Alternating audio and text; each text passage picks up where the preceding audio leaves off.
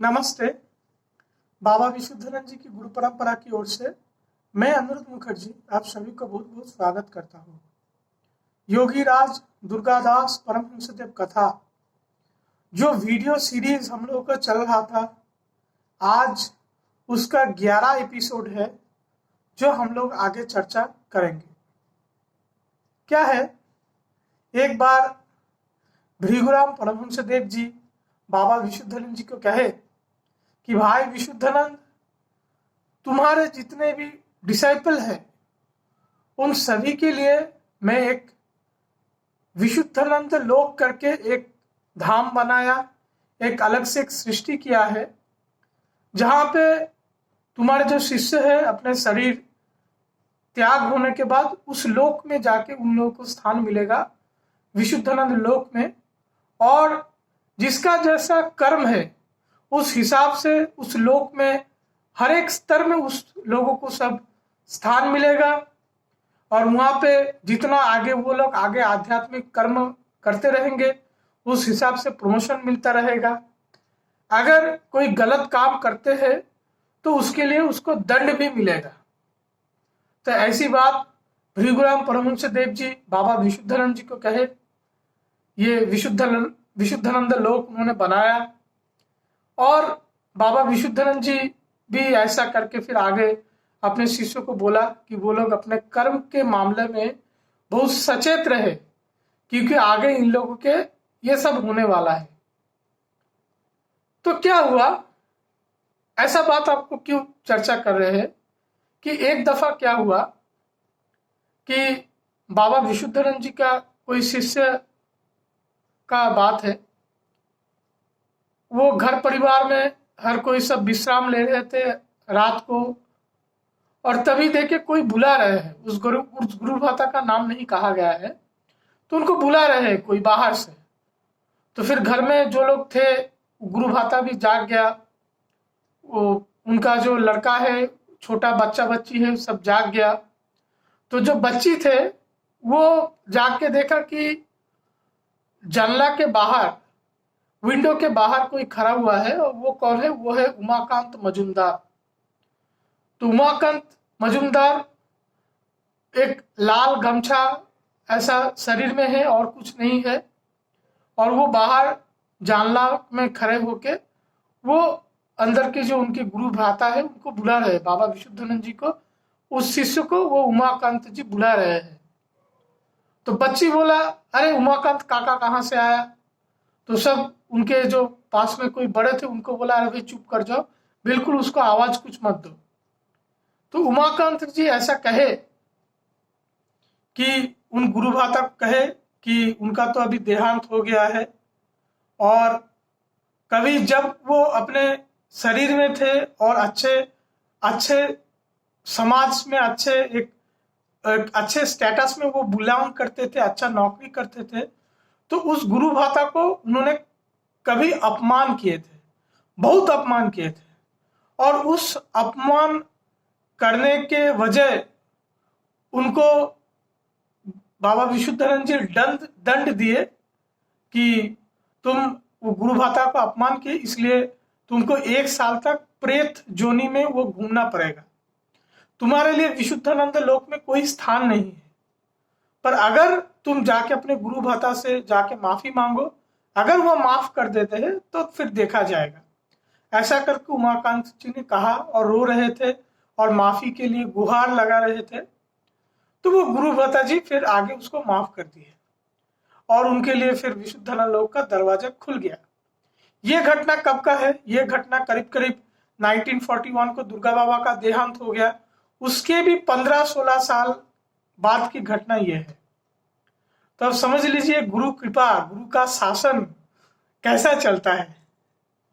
तो एक घटना है, और एक घटना क्या है, तब दुर्गा बाबा झालदा आश्रम में थे, और जो हमारे ये योगीराज दुर्गादास परमहंसदेव कथा का जो राइटर है श्यामावती रायचौधरी जी, उनका संबंधी रामापदो सरकार वो दुर्गा बाबा का शिष्य थे।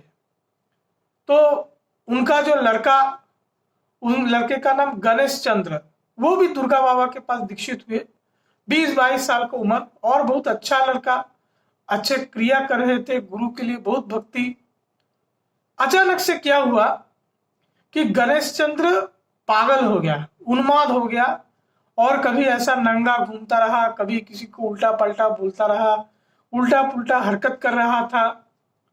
तो श्यामावती रायचौधरी जी फिर गणेश चंद्र को देखने को गए और देखा उल्टा पुल्टा बोल रहा है, उल्टा पुल्टा काम कर रहा है, और ऐसा कुछ काम कर रहा है जो सहनीय भी नहीं है। अपने आप को अपमान लग जाता है, सम्मान में वो आ जाता है। तो ऐसा देख के फिर दुर्गा बाबा तब झलदा में थे, और फिर लोधना से श्यामावती रायचौधरी जी दुर्गा बाबा को देखने के लिए आए, और दुर्गा बाबा उनको पूछे गणेश कैसा है। तो श्यामावती रायचौधरी जी कहे चुपचाप रहे, कोई कोई जवाब नहीं दिए। तो दुर्गा बाबा ने कहा हाँ मुझे मालूम है, ठीक है, अभी और 2-4 दिन मुझे भोगना पड़ेगा, तुम देखना गणेश वो ठीक हो जाएगा, चिंता का कोई बात नहीं। तो आप सोचिए शिष्य का पाप भी गुरु को कितना लेना पड़ता है। और जैसा दुर्गा बाबा ने कहा, 2-4 दिन बाद वापस जब श्यामावती रायचौधरी जी लोधना गए और देखे गणेश चंद्र का जो स्वभाव था वो फिर से ठीक हो रहा है, अच्छा हो रहा है, और देखते देखते कुछ ही दिनों के बाद गणेश एकदम सही, एकदम नॉर्मल इंसान बन गया। बहुत खुशी की बात है। तो फिर रामापदो सरकार जी, फिर गणेश और श्यामावती रायचौधरी जी सब दुर्गा बाबा के पास आए शुक्रिया ज्ञापन करने के लिए। तो दुर्गा बाबा ने क्या कहा, गणेश को पिता को कहा देख रामा, अभी तेरा लड़का तो अच्छा हो गया, सब ठीक है, पर अभी तुम्हारे लड़के को शादी मत करवाओ, आज से 13 महीने बाद तुम अपने लड़के के शादी करो, कोई समस्या नहीं है। तो ऐसा उन्होंने रामापदो सरकार को कहा। तो ये घटना का कुछ दिन बाद की बात है। रामापदो सरकार, श्यामावती रायचौधरी वो अगल बगल में पास में ही रहते थे, तो वो आके उनको सुना रहे हैं, मैं अपने गणेश का शादी मैंने फिक्स कर दिया है, अगले ही महीने फिक्स किया है, वो इतना देरी मैं नहीं कर सकता। दुर्गा बाबा क्या है, वो अमीर लोगों का गुरु है, अभी अमीर लोगों का बात से मेरे को क्या है, मैं गरीब आदमी, साधारण आदमी, मुझे तो अपना खुद का ही देख के चलना पड़ता है, अगले महीने ही मैं गणेश का शादी करवा रहा हूँ। तो श्यामावती रायचौधरी कहे ठीक है, आप गुरु ने आपको कहा, आप नहीं मान रहे, अलग बात है, तो वो बात आप मुझे क्यों सुनाने के लिए आए, आप देखो आपका लड़का, आपका सिद्धांत देख लो, आपको क्या करना है। तो ऐसा करके श्यामावती जी उसको फिर ठान दिए, हटा दिए उनको। गणेश का शादी भी हो गया, और शादी होने का 6 महीने बाद गणेश फिर से बीमार हो गया, और बीमार होते होते 3 दिन बाद गणेश कह रहा है, अपने माँ को बुला के कह रहा है कि उर्मिला को मैं तुम्हारे पास रख के जा रहा हूँ। उर्मिला को, गणेश का पत्नी, शादी का 6 महीने बाद माँ अपनी मम्मी को कह रहे, माँ उर्मिला को मैं तुम्हारे पास रख के जा रहा हूँ, देखो गुरुदेव आया है मुझे लेने के लिए, मुझे अभी जाना है। ऐसा करके गणेश का देहांत, वो देह त्याग हो गया। तो समझिए कैसे बात है। तो ये घटना। तीसरा और एक घटना, विधुभूषण चट्टोपाध्याय बाबा विशुद्धानंद जी का खास वो शिष्य थे, और अचानक से ऐसा कुछ घटना हुआ कि वो लिफ्ट के नीचे आके दब के मर गए। तो वैसे ही क्या बाबा विशुद्धानंद जी के शिष्य समाप्त हो जाता है? बिल्कुल नहीं।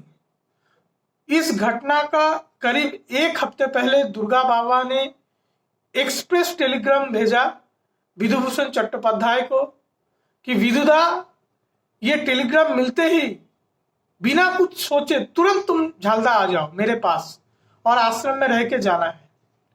तो विधुभूषण चट्टोपाध्याय जी उसमें वो रिस्पॉन्ड नहीं किए, वो झलदा भी नहीं गए, कलकत्ता में उसका घर था, उधर ही वो रुक गए।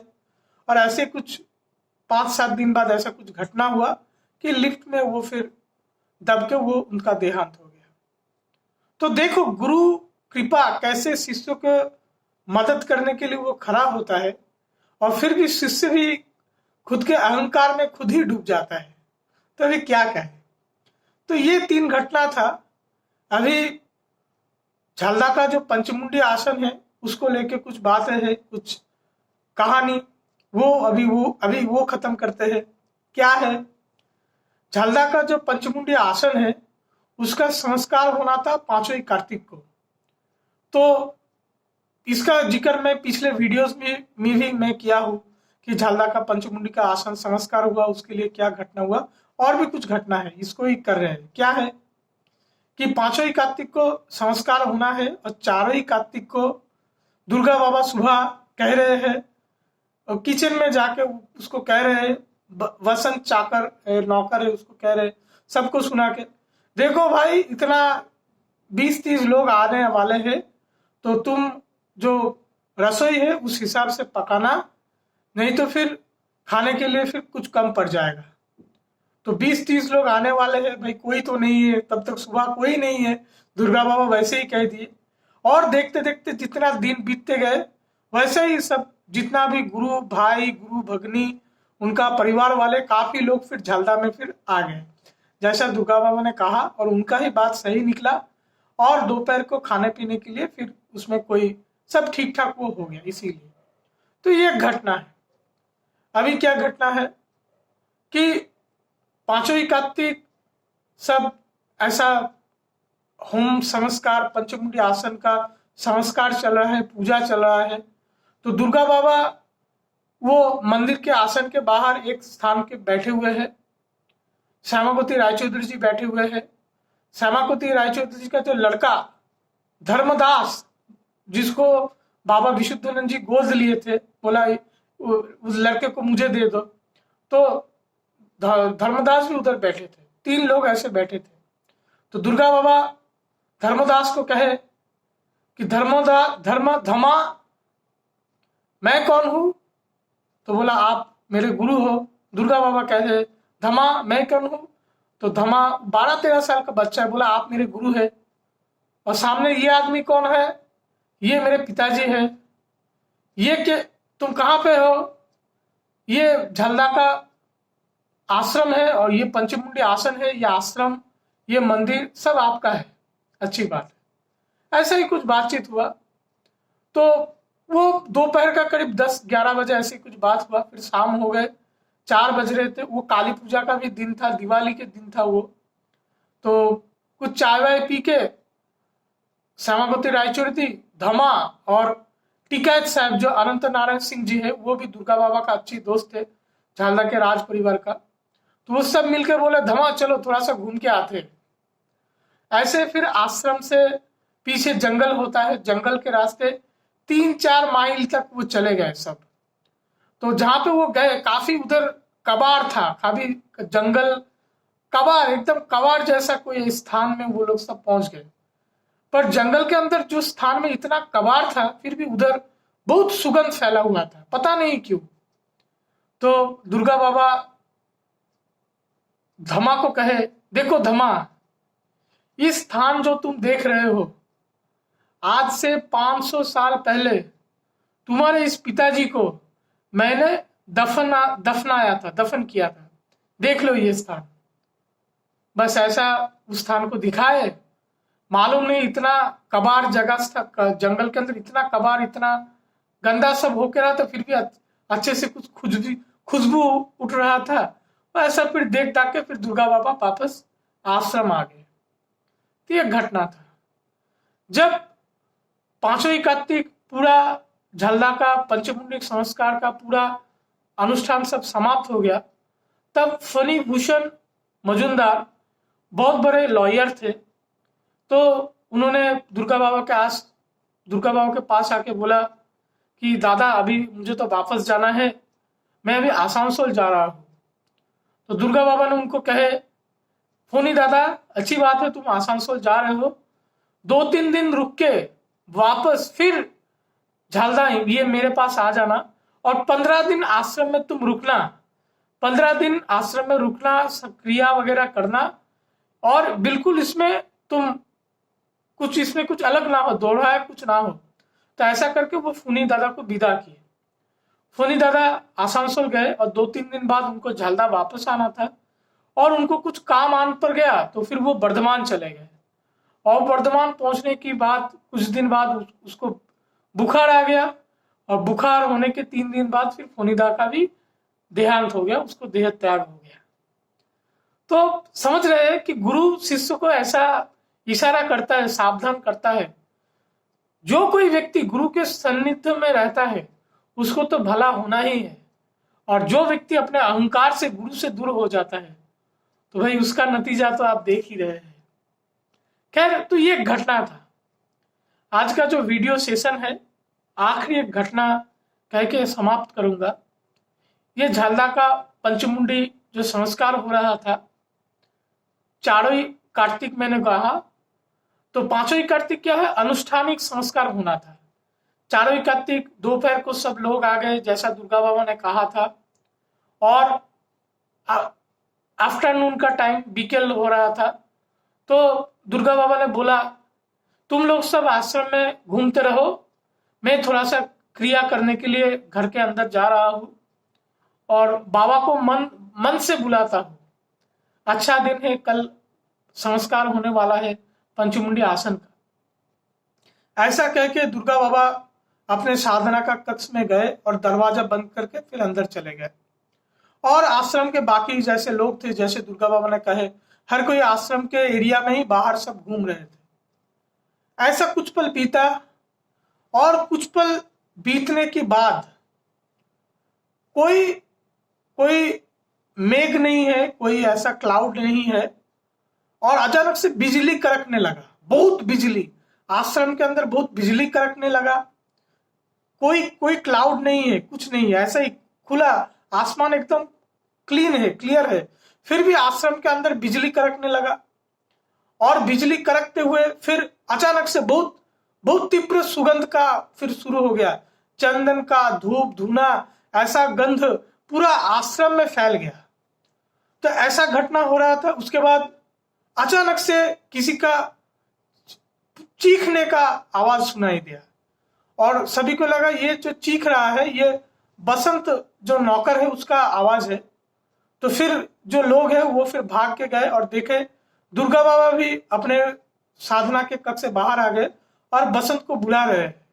क्या हुआ, बसंत क्या, वो मूर्छित हो गया, फेंट हो गया है।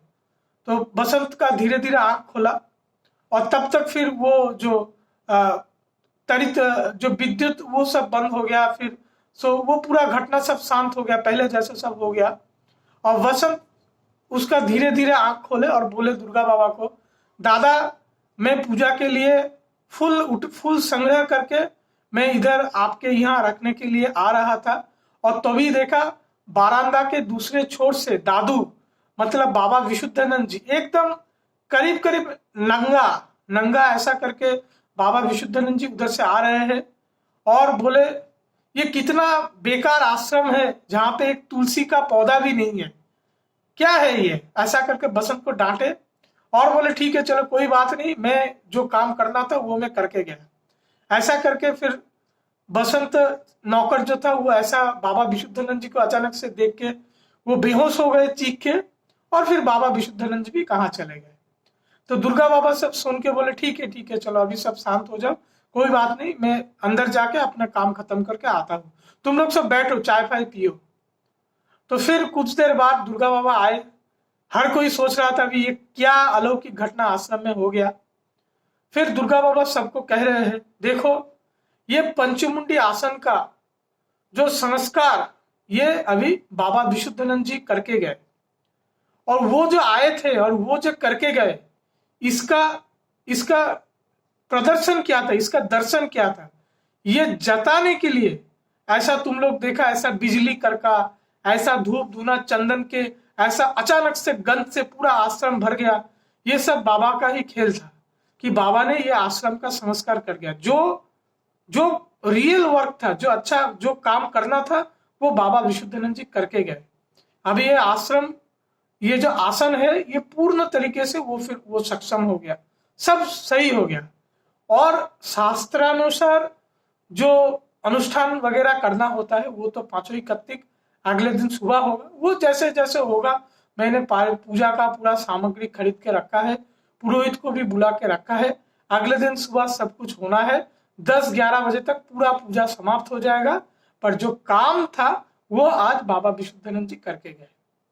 तो ये सब घटना फिर दुर्गा बाबा ने कहा। तो आज का जो एपिसोड है हम लोग यहीं पे खत्म करेंगे। अगले एपिसोड में फिर पंचमुंडी आसन के बारे में फिर लोग सवाल पूछे दुर्गा बाबा को कि पंचमुंडी आसन क्या है, इसका महत्व क्या है, ऐसा करके। तो दुर्गा बाबा ने फिर वो चर्चा भी फिर आगे वो करने लगे। तो जिसके बारे में हम लोग अगले वीडियो में आगे बात करेंगे। आज के लिए इतना ही। आप लोग सब बहुत अच्छे रहिए। नमस्ते।